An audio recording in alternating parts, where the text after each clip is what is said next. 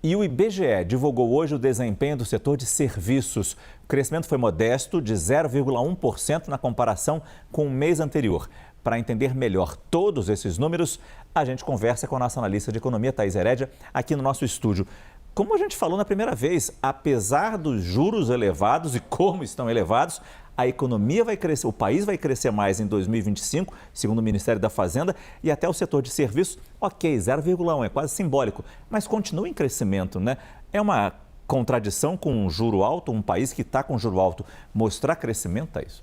Boa noite, Márcio. Boa noite a todos. Nunca aconteceu, nunca antes na história desse país, com o juro real, no patamar que está, a economia continuava crescendo. Então, não tem outra explicação. É óbvio que o mercado de trabalho está aquecido, houve uma formalização do mercado de trabalho, a formalização promove salários mais altos. Agora, há uma transferência de renda enorme para a economia, né? Então, assim, o estímulo fiscal, apesar de ter perdido o ritmo e força de 2023 para cá, ele continua sendo muito forte. As operações de crédito também, Márcio, elas continuam aceleradas.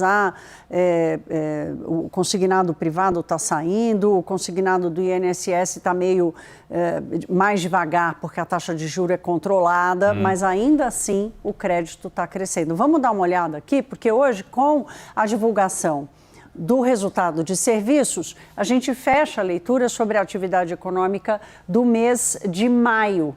Nós tivemos indústria na semana passada, no mês de maio, com uma queda de 0,5%, mas ainda com um crescimento acima de 3% na comparação com o ano passado. A indústria aqui tem uma característica importante, porque a indústria da transformação perdendo muito ritmo, produção de bens de capital, que são máquinas e equipamentos, perdendo ritmo, e a indústria extrativa, minério de ferro, petróleo, subindo bastante. Então, é uma característica que está anunciando aqui que a indústria está perdendo força. No caso dos serviços que saiu hoje, que você acabou de passar o dado, um crescimento de 0,1%, o IBGE fez uma revisão sobre abril, para um crescimento ainda maior. Então, há uma resiliência ainda neste setor. Consumo das famílias, que tem uma ligação muito forte com a renda, teve queda no mês de maio, mas ainda num ritmo,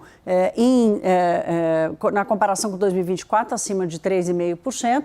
E o varejo, que saiu há alguns dias, queda de 0,2%. Aqui tem uma participação importante de carros, porque teve uma queda, mas ainda assim crescendo 1,2% na comparação com 2024, Márcio, e aquele consumo ligado à renda aqui, que é mercados, os supermercados ainda crescendo. Então, há uma desaceleração? Mas diante do juro que a gente tem, continua muito forte a economia. E diante do juro que a gente tem também, a redução da inflação, queda da inflação, a previsão de 5% para 4,9%, parece pouco também. É ousada, né, essa revisão. O mercado caminha, os analistas de mercado caminham para levar a sua previsão para a inflação deste ano para mais perto de 5% do que de 5,5%, como estava. Entendi. Então, o governo sai na frente e já começa a botar abaixo de 5%. Agora, há um fenômeno novo nesse processo todo, que é o tarifaço de Donald Trump. Então, o dólar voltou a subir essa semana, não se sabe o que vai acontecer semana que vem, há um grau de incerteza muito grande, todo o impasse ligado também à questão fiscal, do IOF. Então, o que os economistas dizem é o seguinte: olha, do ponto de vista estrutural, a inflação sim apresenta desaceleração, ainda bem, porque esse é o trabalho que o Banco Central precisa fazer e é por isso que ele subiu os juros para o patamar que subiu. Mas ainda assim há uma fonte de riscos aí que não se pode desprezar. Então, as revisões estão acontecendo para baixo, para a inflação deste ano, mas vamos esperar um pouco o que vai acontecer nas próximas semanas, Márcio. Obrigado, Thaís Herédia, que ainda volta nessa edição do CNN Prime Time. Até daqui a pouco.